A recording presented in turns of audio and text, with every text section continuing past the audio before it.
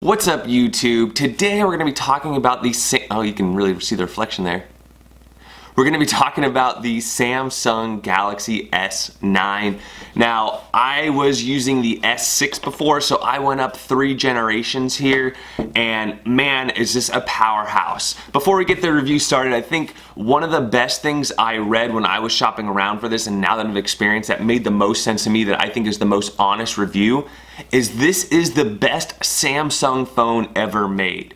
So what does that mean? That means there's all sorts of smartphones out there, and the hardware is getting to a point where it's fairly, it's very powerful, and people are very close neck and neck as far as like camera, the screen, the processor, the RAM, all that stuff. But the main thing to me is the experience, the software experience, and the button configuration, the way you unlock your phone, all these things. And I have to say that that's a right-on review because Samsung has Bixby, which is their version of Siri, the Android experience, and the Android version that they're on. With all that said, though, it is probably the best Samsung phone ever made.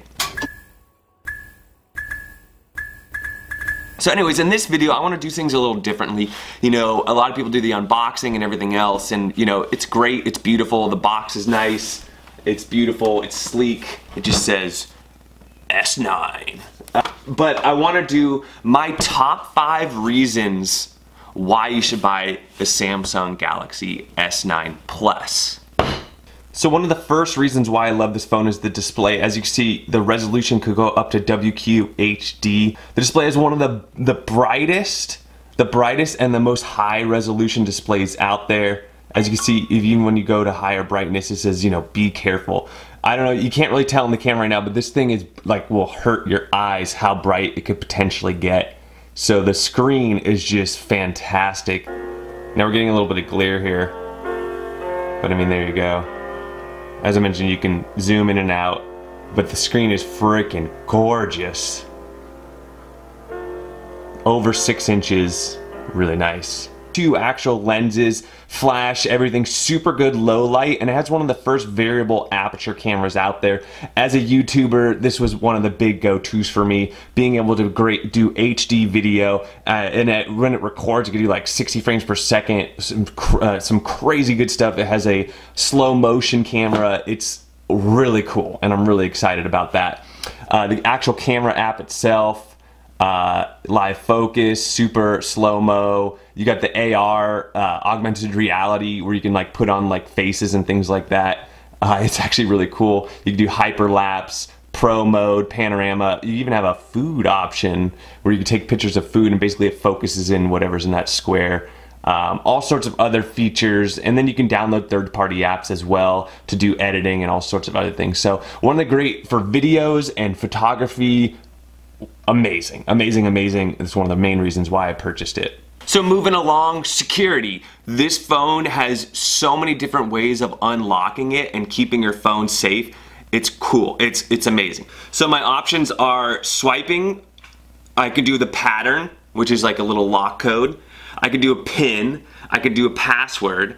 It has intelligent scan, which is use face and iris recognition together for better accuracy.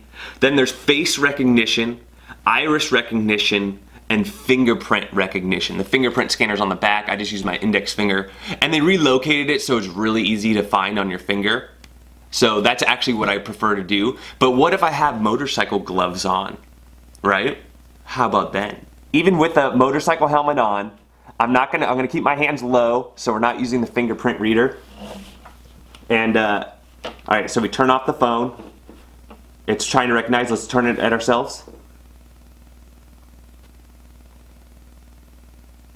It unlocked. You guys see that? It unlocked. So no finger, just iris scan, it worked. Between the fingerprint reader, the pattern recognition, the iris recognition, the face recognition, 4 different ways that you can unlock and secure your phone. It's one of the best features out there. It's a phone with all of that in it, and that's the future, so that's pretty cool. Oh hey, I want to listen to some music. Oh, there's no headphone jack. I need an adapter, or I lost my adapter. Where am I going to get my adapter? Well, guess what? the Samsung Galaxy S9 Plus did not get rid of the headphone jack. You still have that beautiful, glorious headphone jack. Why do they get rid of the headphone jack? I would much rather have a tiny bit thicker phone than have to deal with dongles, okay? Get with the program, people. Another cool thing is while you're watching YouTube videos, a lot of phones these days only have one speaker. So if you hold the phone in like this, you block the speaker.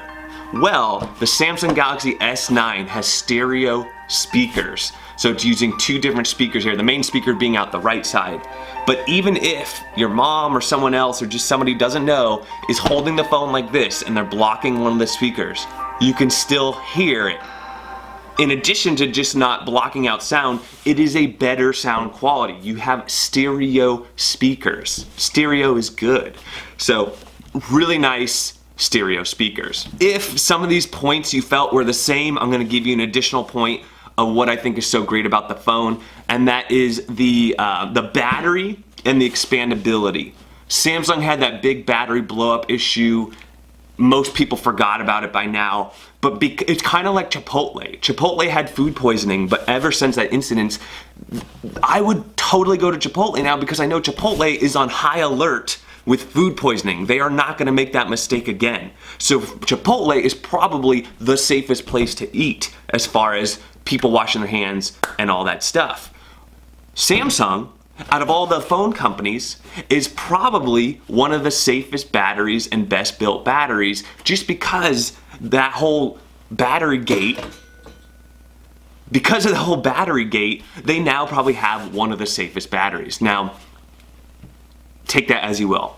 And then lastly, I like that you can add a micro SD card. Some phones, I don't understand that. This has that great camera, and because it has that great camera, I'm gonna be recording, taking photos, you know, and I need that extra storage. So being able to add a 128 gigabyte or 64 gigabyte SD card, even with cloud services the way they are, it's still nice to have that internal storage. So with all that said, I'm gonna give it a 2 thumbs up. I highly recommend the phone. Let me know what you guys think. Don't forget to like and subscribe, and we'll catch you on the next one.